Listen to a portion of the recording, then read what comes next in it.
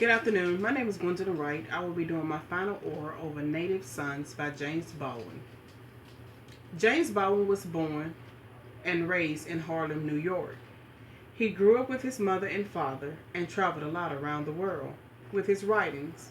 Therefore, when he began to seriously write was when he was sure and committed that this is what he wanted to do out of life.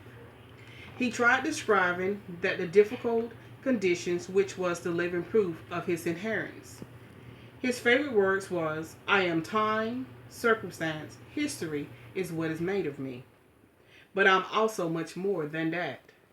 Baldwin was able to paint a clear picture of his endurance as a black American. Baldwin's greatest influence was E. Franklin and Sterling Brown. His parents pushed him to be a pastor, and his mother was very strict. He always loved reading books, but his mom's always made him read the Bible.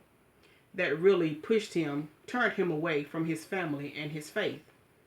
When he began looking into influence, he found out that there was only one. James Brown didn't think much of his own influence. He hazarded the King James Bible, the rhetorical and the storefront of a church, something ironic and violent. He did not have people to help him in many ways, but he found it very difficult in his life. It was the fact of being born a black American. Baldwin thought the best writers are the ones that wrote from personal experience. James Baldwin wrote a lot of his short stories from personal experience. After he wrote his story, a lot of people began to call him critical, stubborn, and bold. Baldwin analyzed, in a certain American tradition, the story of an unremarkable youth in the battle with the force of circumstances.